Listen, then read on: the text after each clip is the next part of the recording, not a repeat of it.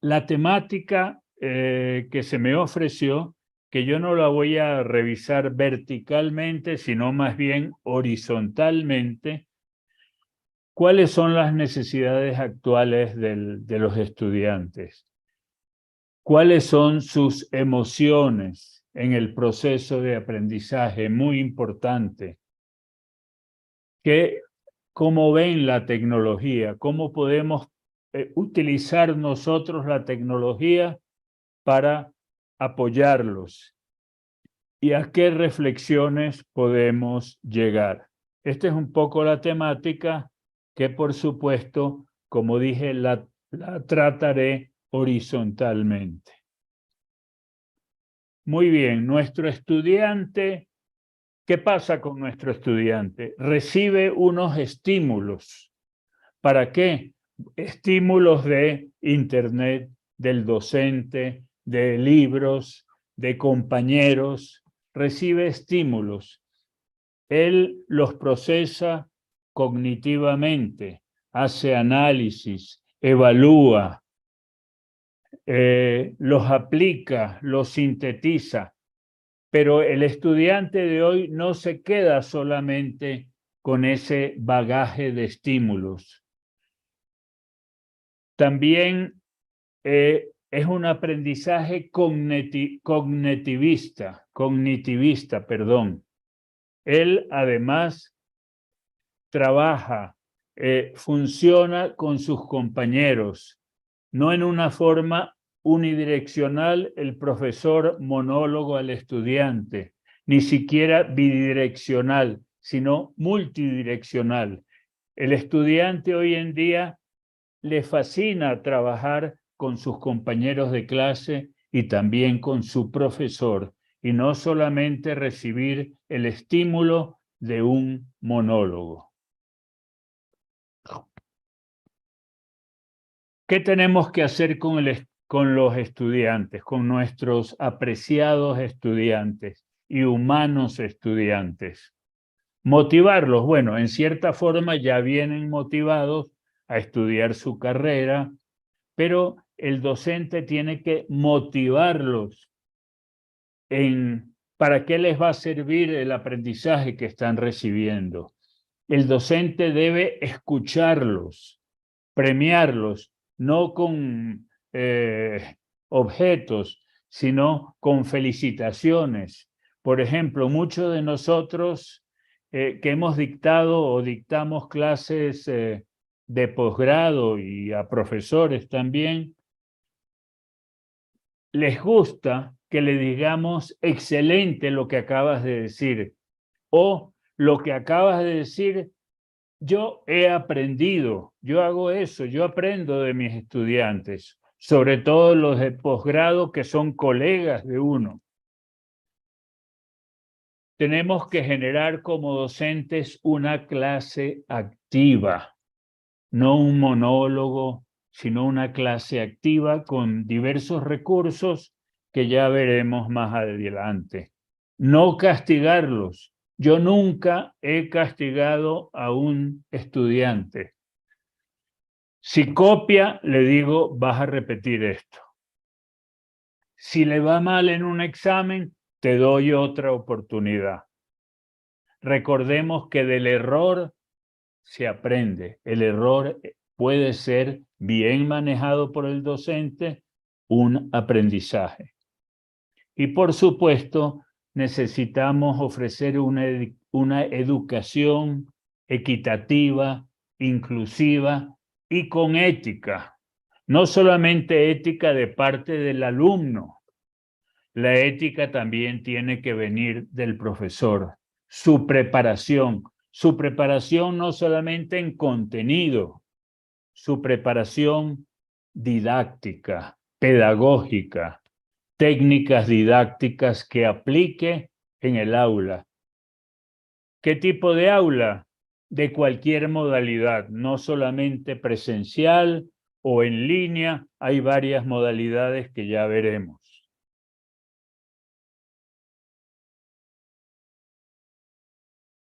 Trabajemos y tratemos de crear una clase creativa con un contenido adecuado, con una evaluación que yo diría que sea más formativa. Disculpen que creo que esta imagen, no sé si la pueden, tienen acceso para leerla. Las letras son un poco pequeñas, pero en la evaluación, una evaluación formativa, más que sumativa. Yo uso la evaluación sumativa, verdadero o falso. eh, Me disculpan, relleno, etcétera, más que todo para control del estudiante, para que él vaya verificando su autoaprendizaje. Y yo uso más una evaluación formativa, casos de estudios, trabajos grupales, etcétera, porque me parece que ahí sí podemos verificar el aprendizaje del estudiante. Y así hay varios otros elementos importantes, conexiones, el ambiente de estudio, una serie de elementos que la institución debe poder ofrecer. Quién sabe, esta presentación sale un poco de la temática, pero yo considero importante y es un modelo. Pueden haber varios otros modelos. Este es el que yo utilizo para diseñar cursos en línea donde como esquema otros profesores lo han utilizado y le han servido. Por supuesto, no es obligatorio seguir estrictamente este esquema, ni siquiera yo lo sigo estrictamente, pero en la presentación debe haber una motivación, un calendario, un glosario, unos objetivos adicionalmente a las unidades. Y cada unidad debe, por supuesto, tener una presentación, objetivos, módulos, aprendizaje y bibliografía. Y cada módulo, guías, apuntes, actividades participativas como foros, wikis, blogs, debates, diarios, trabajo en equipo, etc. Eso básicamente, cualquier modalidad, uno necesita tener un esquema de desarrollo para una clase. Pasemos a la siguiente y veremos qué sorpresa nos trae. Modalidades para ofrecer clases. Hay muchas, hay muchas. La pandemia nos llevó a la teleclase o videoconferencia. Yo ya la llamaría teleclase, que es una clase presencial a distancia. Es presencial a distancia, no es virtual como muchos la llaman. Es una teleclase. Se desarrolla en este momento, en este instante, tanto alumnos como docente, como facilitador, pero a distancia porque no estamos dentro de 4 paredes todos juntos. Eso es importante. Tenemos la presencial, que ya la conocemos, la semipresencial, que es la presencial clásica con una plataforma educativa, la invertida, donde la gran cantidad del estudio, el estudiante la realiza en la plataforma educativa y luego va al aula presencial para dialogar, discutir, transmitir información, conocimientos con el docente y sus compañeros de estudio. La dual, institución educativa, más o menos un 40 a 60% de instrucción y una empresa privada o pública con el resto. para que el estudiante practique lo que está aprendiendo. La móvil, a través del celular. Y recordemos que en línea la educación en línea hay varias plataformas educativas. Moodle, muy utilizada, la utilizamos en nuestra universidad para pregrado.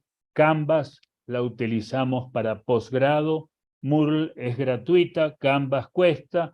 Hay Blackboard, también hay que comprarla, es buena, y hay muchas otras, como van a ver a continuación.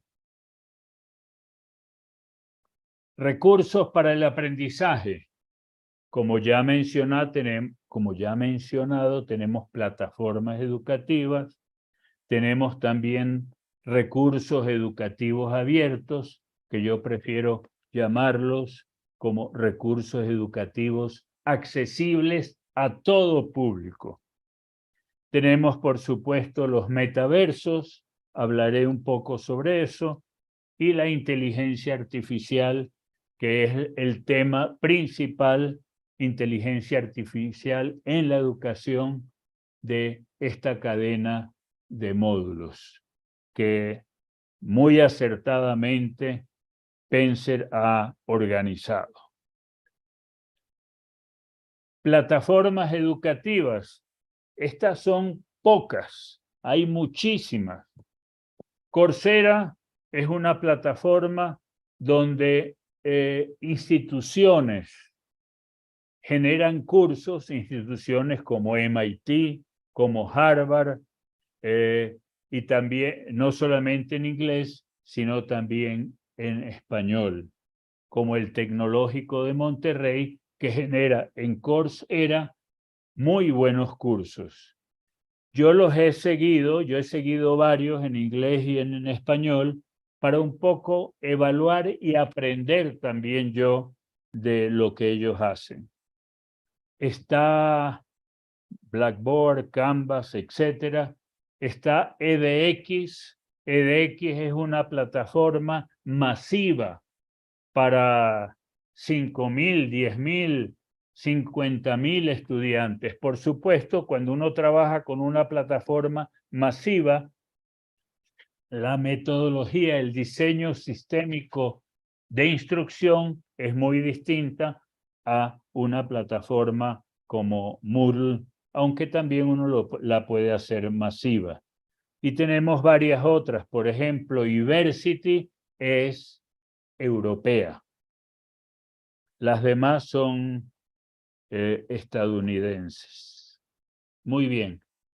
Las plataformas educativas tienen una cantidad de recursos internos, como por ejemplo, bueno, la próxima diapositiva yo la voy a mencionar, a describir, porque los iconos son bien pequeñitos.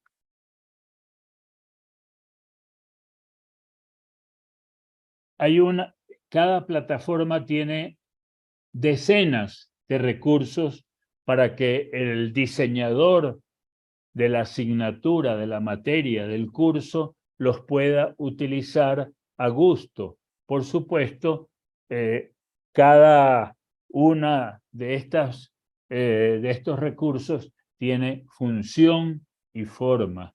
La función es importante, saber para qué sirve cada una. Por ejemplo, tenemos para generar dentro de la plataforma educativa foros, glosarios, lecciones, talleres. También, por ejemplo, tenemos a disposición el Turnitin, que nos sirve para ver similitud en el trabajo de los estudiantes, etc. Seguramente varios de ustedes conocen varios de estos recursos si han trabajado en una plataforma educativa. Sigamos. El siguiente recurso, como hemos visto, los recursos educativos abiertos. Los recursos educativos abiertos son de libre acceso, gratuitos, para cualquier público. Estos son recursos que no están dentro de la plataforma, pero que el docente, el diseñador de su curso, ya sea totalmente en línea o para utilizar la plataforma educativa apoyando a las otras modalidades, empiezan con algo que se llamó en 1994 Learning Objects, objetos de aprendizaje. Luego, en el 98, 4 años después, otro autor, en este caso el profesor Wiley, generó más recursos educativos accesibles al público llamado Open Content. En el 2001, una serie de profesores generó otro grupo de recursos educativos llamado Creative Commons, que es un término que lo utilizamos bastante cuando encontramos un material de otro autor que deseamos utilizar. Entonces allí hay una serie de consideraciones. Y así sucesivamente, la UNESCO, Stanford, Harvard, etc. MIT anuncia en el 2001 que la gran mayoría de cursos de su universidad, el Massachusetts Institute of Technology, cualquier público puede utilizar sus cursos. Por supuesto, están en inglés. Y así sucesivamente. Continuamos con los REAs. En el Ecuador, esta es una pantalla para lo de Ecuador. Yo tomé esta información de una profesora PhD de la Escuela Politécnica Nacional del Ecuador, por supuesto. Y hay una serie de recursos que varias instituciones ecuatorianas, incluyendo Flaxo, UTPL, la Escuela Politécnica Nacional y otras instituciones, también a partir del 2012 han generado y siguen generando recursos educativos abiertos. La CENESID está. La CENESID, para los que no viven en el Ecuador, es el ente regulador de la educación superior, que también está de acuerdo en la producción de recursos educativos abiertos. Por supuesto, lo que yo estoy presentando aquí es como un monólogo. En otro ambiente tendríamos el trabajo con los participantes en forma activa. Entonces, pero no podemos hacer más nada trabajando de esta forma. Y ahora viene el metaverso. El metaverso, que es en forma muy sencilla, es la conjugación de unos elementos u objetos digitales para generar inteligencia artificial. Pero también el metaverso es algo distinto, porque también se apoya con la inteligencia artificial, con la realidad virtual, con la realidad aumentada. Para hablar o trabajar con el metaverso necesitamos de un curso o un programa como este que está promocionando Penser. Por cierto, bueno, y al final en esta diapositiva yo puse una lista de herramientas de plataforma Metaverse. Por cierto, al final ustedes podrán tomar nota de mi correo electrónico. Si esta presentación la requieren, me escriben y yo con gusto se las hago llegar. Por supuesto, con criterio Creative Commons. Muy bien.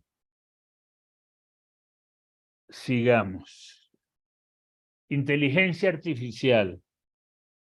No voy a hablar mucho de esto porque la presentadora anterior y los que vienen, pues seguramente profundizarán en este tema. Hay una serie de recursos muy interesantes. Voy a mencionar dos que he utilizado. Por ejemplo, el primero, ChatGPT 4. El 4 es porque es la última versión del GPT. Además de hacer generación de contenidos, interpretación de imágenes, por ejemplo, con el GPT 4, uno le da un enlace y se mete en el enlace y genera texto del enlace. O, por ejemplo, le damos una imagen, un gráfico, y genera texto de esa imagen. Le damos, por ejemplo, una imagen de alimentos, de algunos alimentos, y genera una receta de esos alimentos. Entonces, este ya es un producto bastante inteligente. Otro que yo utilizo es el DeepL. Excelente para traducción de idiomas. Lo hace casi perfecto o perfecto.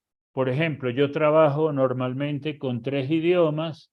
Yo lo utilizo, genero mi nueva versión con el nuevo idioma gracias a DeepL, que tiene una versión gratuita. Y después, por supuesto, reviso la traducción y a lo mejor hago uno que otro cambio de detalle. Y así hay una serie de otros productos inteligentes, corrector de gramática, bueno, eso no es muy complicado, búsqueda en base de datos de clientes, etcétera. Si me estoy pasando del tiempo, me avisan, ¿ok? Muy bien. Veamos esta diapositiva rápidamente. Las instituciones deben proveer una cantidad de recursos administrativos, académicos, de investigación, de vinculación con la sociedad, de buena infraestructura para apoyar no solamente a los profesores, al personal administrativo, sino a los alumnos. Y también un aspecto de internacionalización.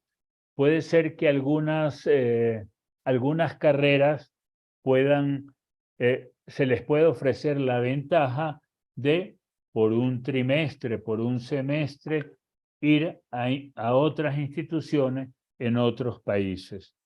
Es bueno que una institución ofrezca todos estos servicios. Ya vamos llegando al final y veamos la hora. Creo que vamos más o menos bien. Sí, profesor, le quedan ya 5 minutos para culminar su intervención.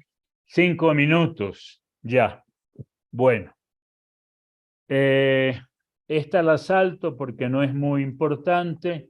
Esta es mi definición de la educación en línea. Que no puede ser un repositorio de material, sino que tiene que ser colaborativa, utilizar, por ejemplo, tecnologías para el aprendizaje y el conocimiento, o TIC también llamadas, pero estas ya han evolucionado, apoyar la plataforma con recursos educativos abiertos, tener actividades multimedia para generar, y esto para mí es muy importante, una comunidad humana de aprendizaje que genera compromiso y conocimiento constructivamente. Docentes, alumnos, personal administrativo, ¿por qué no?